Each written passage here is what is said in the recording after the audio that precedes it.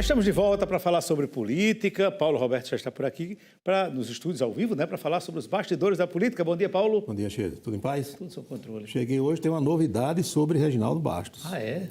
Depois de 18 retestes, reteste é aquele teste repetido. Ele conseguiu passar na baliza do Detran e vai tirar a carteira do motorista. Eita, meu amigo, 18 retestes. Deu um bom dinheiro ao Detran, deu porque cada reteste é pago. E está pertinho para o livro dos recordes. Juarez Amaral tinha feito 16 e não passou em nenhum. Morreu e não aprendeu a encostar um carro sem virar o pescoço, né? Porque a baliza, você precisa encostar o carro, vai na frente e volta, como deve ser, sem virar o pescoção. Tem que fazer pelo espelho retrovisor. Juarez, infelizmente, faleceu e não aprendeu. E Reginaldo passou depois desses testes todos. O senhor agora pode ir para Queimadas dirigindo. Pode, tranquilamente. Coisa boa. Ninguém sabe como é que será o desempenho.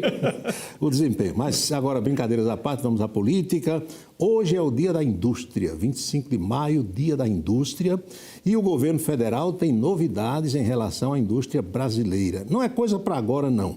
Não precisa você se animar, nem sair correndo, nem querer agir agora. O governo vai ressuscitar o carro popular.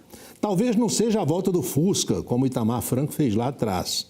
Mas o que o presidente Lula e o vice-geraldo Alckmin querem é que sejam produzidos carros no Brasil com valor aí oscilando entre 45 e 50 mil reais. O carro mais barato hoje do Brasil é 68 mil. Está muito caro. Muito caro. Muito caro. Vamos à agenda do presidente para hoje? Vamos lá. Dia da Indústria. O presidente Lula tem muitos compromissos no dia de hoje, está aqui. Às 10 horas, reuniu-se com entidades representativas do setor automotivo, exatamente, para ouvir das montadoras se é possível e tal. Claro que os industriais vão dizer, olha, é possível desde que os impostos sejam retirados. ICMS, IPI, aqui tudo. Talvez não para esse ano, mas por causa do arcabouço fiscal, tem coisa aí que vai modificar. Nesse instante, o presidente está se dirigindo para o Palácio do Itamaraty, onde tem um almoço por ocasião do Dia da África. Às 15 horas, ele parte para São Paulo, lá da base aérea de Brasília, onde às 5 da tarde encerra o evento em homenagem ao Dia da Indústria no edifício sede da Fiesp, lá na Avenida Paulista. E depois retorna para São Paulo. Carro popular, 45, 48, 50 mil reais. Prepare-se, talvez seja coisa só para 2024. Naquele encontro de ontem com Flávio Dino, lembra-se? Foi o primeiro despacho da agenda presidencial. Dizem que na intimidade, isso foi um colega de Brasília que disse, quando Lula está sozinho com Flávio Dino, aí chamam ele de companheiro dinossauro. Eita! Dino, aí Lula, sabe que Lula gosta de brincar, né? Sim. Aí Lula disse, companheiro Dino, eu preciso resolver essa história das armas de fogo, porte, posse, registro, porque hoje a coisa está dividida entre Polícia Federal e Exército. E Lula está para decidir agora se fica tudo com o EB, com o Exército Brasileiro, ou se fica tudo com a Polícia Federal, mas a situação não está definida ainda. O fato é que tem modificações em relação aos procedimentos que ocorriam lá no governo de Jair Bolsonaro.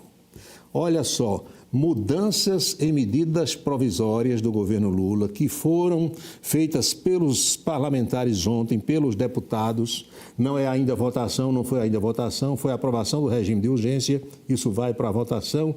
Estão desgostando Marina Silva. Tiraram quase todos os poderes do Ministério do Meio Ambiente. Ela disse ontem que estavam amputando o Ministério. Aliás, dois ministérios aí, o do Meio Ambiente e o das comunidades indígenas, chamados povos originários. Todo mundo já sabia que desde janeiro esses ministérios só têm a sala, o ar-condicionado, a secretária, o carro ou o avião. Decisão, nada. E parece que não são só esses dois, não. Tem mais uns 5 ou 6 aí que estão nessa mesmíssima situação. Agora, levando em consideração que a questão ambiental é muito importante e muito séria. Agora, o que precisa ter realmente é aquilo que a gente falou aqui, não precisa ter extremismo. Né? Tem que ter o equilíbrio, nem de um lado nem do outro, não pode ser assim. E agora há pouco, finalmente, o Pacto da Montanha saiu. Sim. O Congresso instalou a CPMI dos atos do 8 de janeiro. Agora há pouco temos imagens lá de Brasília, o Guto vai soltar, o Sinaldo também cuidou dessa situação toda, já teve confusão. Você vê aí que nessa foto, não tira essa foto ainda não, Guto, tem uma deputada que está com a cor da seleção brasileira, não tem aí? Essa na primeira fila, canarinho aí, amarelo. Sim, amarelo. Essa aí já teve um quiprocó com Jandira Fegali, Porque pela indumentária, Jandira disse que ela foi a caráter com esse look para dizer que é bolsonarista. Sim. E Jandira pegou carga, já houve uma discussão entre as duas. Vamos a outra foto. Tem a foto aí do Cid Gomes, que é o vice-presidente da CPMI. E tem uma outra já do senador Magno Malta, que também está compondo essa CPI. O presidente é um deputado da Bahia, chamado Arthur Maia. Sim. E a relatora Elisiane Gama, que é senador pelo estado do Maranhão. Eita. Os debates continuam. Já teve parlamentar que disse que o circo começou a incendiar, o circo começou a pegar fogo. Eles próprios estão dizendo isso. E o presidente estabeleceu que as reuniões devem acontecer, em princípio, só nas manhãs das quintas-feiras. Mas houve muita discordância porque a CPMI tem 6 meses de prazo. Se você fizer só 4 sessões por mês, dizem eles, alguns, que não vai dar tempo investigar tudo, ouvir todo mundo, e a sugestão é de criação de subcomissões, ou seja, vai ser moído que não acaba mais. É, palanque para muita gente aí, viu? Muita gente. O Supremo Tribunal Federal deve retomar hoje aquela decisão, aquela votação, melhor dizendo, da história das drogas, descriminalização do porte da maconha.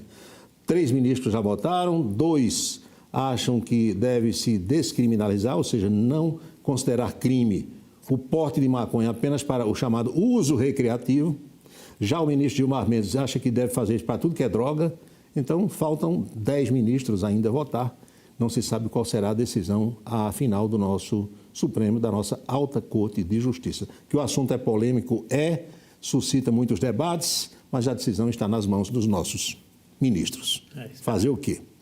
João Azevedo, em Brasília, o governador paraibano, ontem debruçou-se sobre pelo menos 2 assuntos, entre os outros, todos importantes. A questão da reforma tributária, esteve reunido com outros governadores, com o relator, que é o deputado paraibano Aguinaldo Ribeiro, e tratou de uma outra questão junto ao governo federal, que é o pagamento do piso aos enfermeiros. Questão também muito polêmica, porque tem dinheiro, não tem. João acha que os dados foram compilados de forma equivocada pelo Ministério da Saúde. Aquele dinheiro que, em princípio, seria destinado para cá não dá para nada. E o governo deve refazer isso aí. Esperar.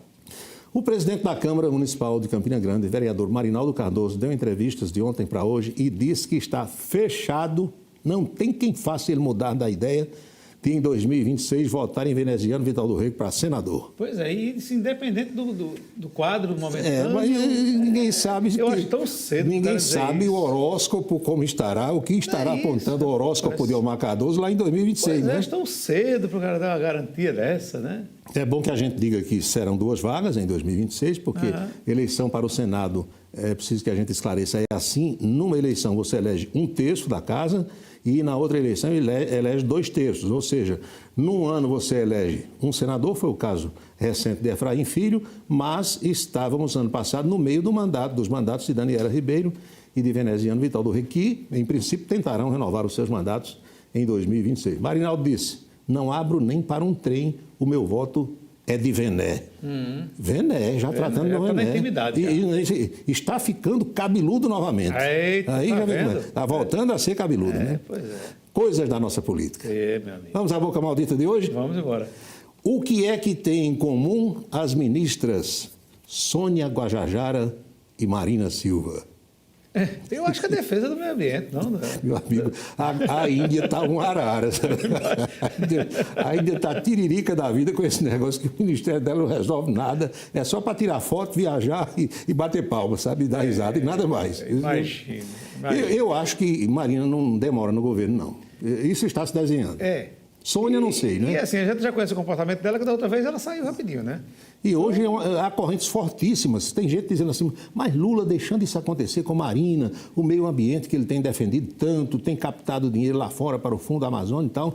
Mas Lula já percebeu que se não ceder a certas coisas que quer o Congresso Nacional, ele não governa. E nessas modificações que fizeram ontem, porque primeiro você vota para estabelecer regime de urgência ou não, depois é que vem a votação em plenário.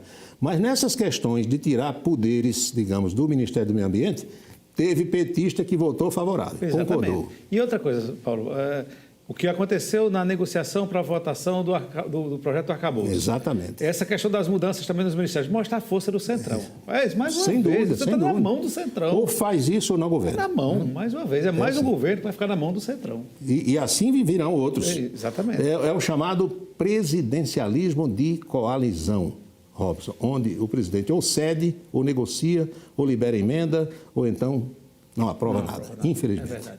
É isso aí, Paulo. Até amanhã. Amanhã já tem mais moído.